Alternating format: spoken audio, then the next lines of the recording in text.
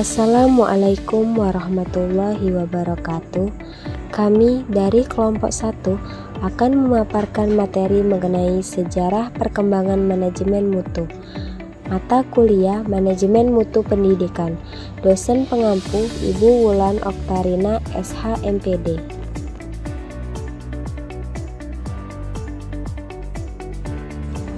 Adapun anggota dari kelompok 1, yang pertama Tasa Emilia dengan NIM 230410801777. Yang kedua Ratna Juanti dengan NIM 230510801997. Yang ketiga Irfan Saputra dengan NIM 230510801998. Baiklah, saya akan menjelaskan materi yang pertama, yaitu tentang sejarah perkembangan manajemen mutu. Sejarah perkembangan manajemen mutu mulai dari era inspeksi hingga era modern yang berfokus pada pelanggan.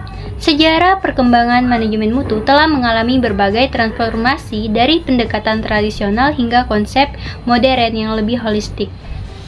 Berikut adalah tahap-tahap penting dalam sejarah manajemen mutu. Yang pertama, era inspeksi mencari kesalahan awal abad ke-20. Pada tahap awal ini, fokus utama manajemen mutu adalah inspeksi produk akhir untuk menemukan dan memisahkan barang yang cacat sebelum dikirim ke konsumen. Tujuan utamanya adalah mencegah produk rusak sampai ke tangan pelanggan. Namun, pendekatan ini memiliki keterbatasan karena hanya bersifat reaktif. Masalah baru diketahui setelah produk selesai, bukan dicegah sejak awal. Meskipun begitu, era ini menjadi fondasi awal kesadaran akan pentingnya kualitas dalam proses produksi. 2. Era quality control, statistical quality control, dan quality assurance. Quality control menggabungkan inspeksi selama proses produksi, bukan hanya di akhir. Ini memungkinkan deteksi dan perbaikan masalah lebih dini meskipun tetap bersifat korektif. Yang kedua, statistical quality control pada tahun 1950-an memperkenalkan pendekatan ilmiah melalui statistik seperti grafik kendali, sampling, dan analisis varian digunakan untuk mengidentifikasi tren yang bisa menyebabkan penurunan mutu. Fokus pergeseran ke pencegahan. Quality assurance pada tahun 1960-an menekankan pada penjaminan mutu secara menyeluruh dengan sistem dan prosedur yang memastikan standar mutu terpenuhi sejak awal. Konsep ini lebih strategis dan terintegrasi dengan perencanaan serta pengendalian mutu. Yang ketiga, era manajemen mutu terpadu yang sering kita sebut dengan TQM, yaitu Total Quality Management pada tahun 1980-an hingga 1990-an. TQM adalah pendekatan menyeluruh yang melibatkan seluruh elemen organisasi. Yang pertama, fokus utamanya adalah kepuasan pelanggan. Mutu dipandang dari perspektif pelanggan, bukan hanya standar teknis. Yang kedua, keterlibatan semua karyawan menjadi kunci. Setiap individu bertanggung jawab terhadap kualitas. Yang ketiga, perbaikan berkelanjutan, sering kita sebut dengan Kaizen, menjadi budaya kerja. Yang keempat, organisasi dipandang sebagai sistem terpadu sehingga peningkatan mutu dilakukan secara menyeluruh dan lintas fungsi. 4. Era standarisasi dan manajemen mutu berbasis pelanggan pada tahun 2000-an hingga sekarang. Di era modern ini, manajemen mutu semakin maju dengan pendekatan yang mengintegrasikan standarisasi global, teknologi, dan orientasi pelanggan. Yang pertama, standar internasional seperti ISO 9000-an menjadi panduan utama dalam membangun sistem manajemen mutu yang terstruktur dan diakui secara global. Yang kedua, fokus semakin kuat pada memahami dan melampaui harapan pelanggan, bukan hanya memenuhi standar minimal.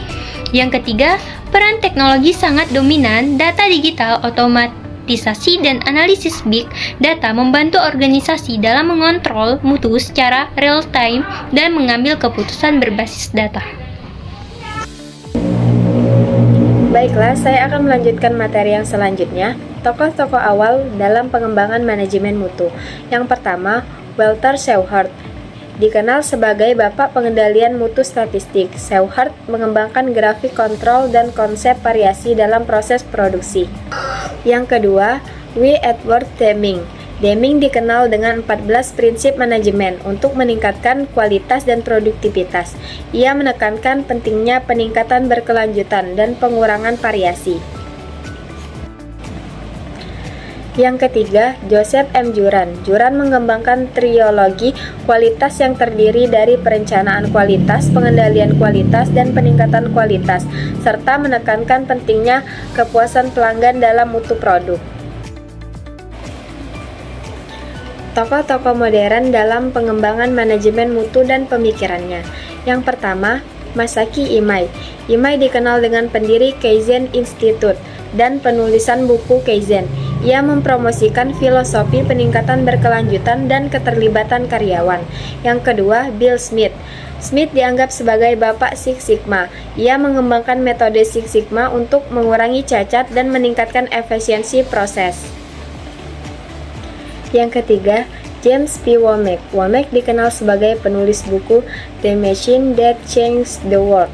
Ia mempopulerkan konsep Lean Manufacturing yang berfokus pada pengurangan pemborosan dan peningkatan nilai bagi pelanggan.